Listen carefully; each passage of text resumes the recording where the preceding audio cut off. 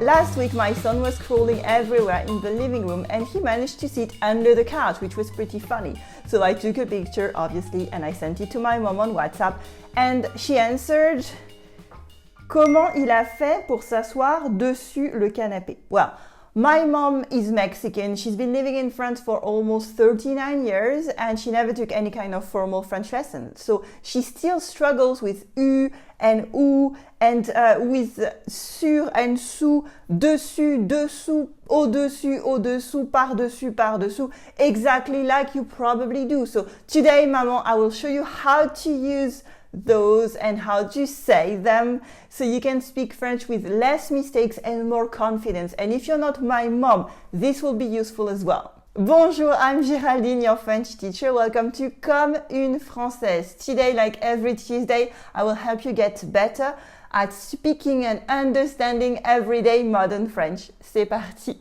Let's start with sur and sous. We use sur and sous with a complement right after it. It can be a noun or a pronoun. For example, la girafe est sur le livre. La girafe est sur le livre. Sur means on something. Here the giraffe is touching the book. You can also say le livre est sous la girafe. It works as well. Le livre est sous la girafe. Here sous with a silent S means under something. There's always a complement after sur and sous. They cannot be used on their own. Wait.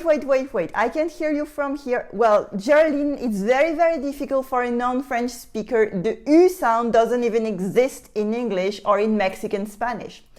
Okay, so all the words that kind of mean under have a OU sound.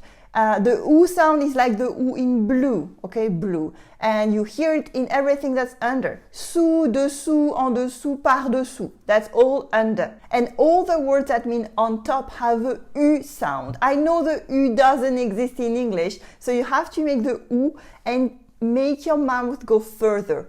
U, U, U, U, U. Yes, I know I look ridiculous, but it's to help you. So the U sound is more forward in your mouth. U. U, try it with me, U, U. And you find this with all the words that are on top, as I said. For example, sur, dessus, au-dessus, par-dessus. All these have a U sound. So where were we? We were talking about la girafe est sur le livre, as now. La girafe est sur le livre. So what if you don't want to repeat le livre every time over and over? Do you always need a noun? Well, this is what we're going to see with the pair of words now. Où est le livre? Tu es dessus? Dessus means on top of it, on it, or on the top side. There is nothing after it. It stands on its own. That's why we cannot say dessus le canapé. It doesn't work. We would say sur le canapé, on the top of the couch, on the couch, sur le canapé, or just dessus. For example, j'ai trouvé la télécommande, j'étais assise dessus. J'ai trouvé la télécommande, j'étais assise dessus. I found the remote control, I was sitting on it. Dessous, however, means under it. It's exactly the same as dessus, except it means under. For example, la poupée est sur le livre, la poupée est sur le livre, the doll is on the book, but la girafe est dessous. La girafe est dessous. The giraffe is underneath.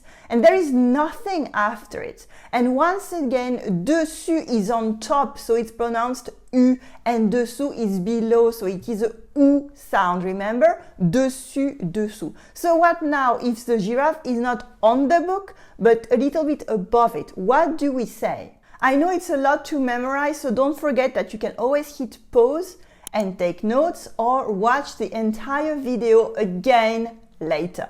This idea of on top but not really touching, we use au-dessus and au-dessous. And you have more variation of those words as well, Mom. So I know you heard about them, but you use them randomly hoping it works.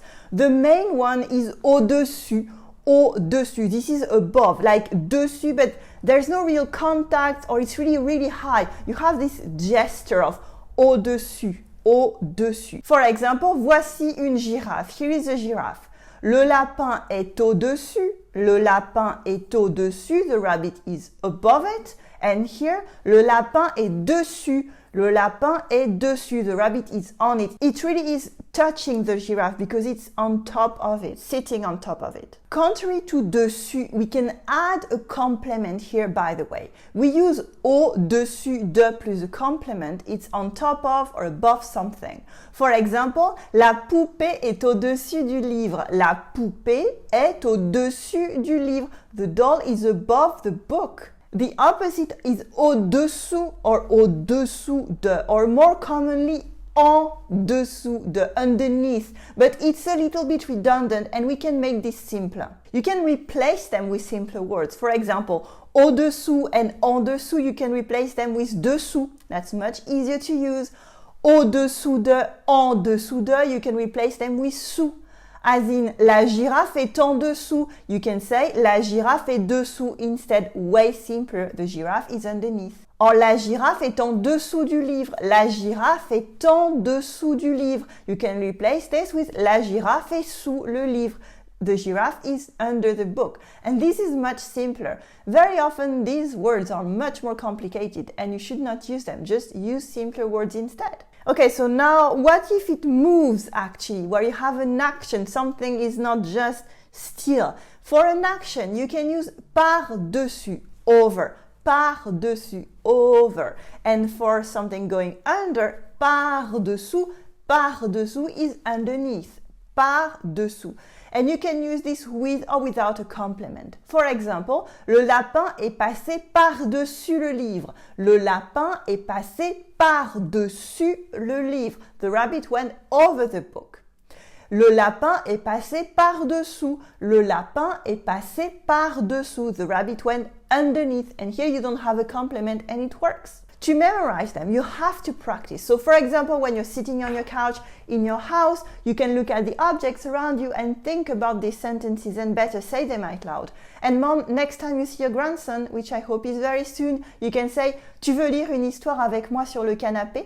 Tu veux lire une histoire avec moi sur le canapé? And this is perfect.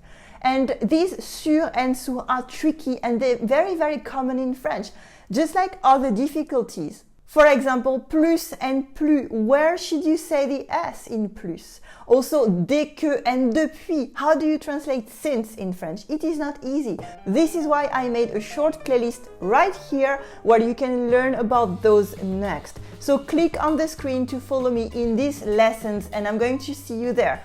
À tout de suite!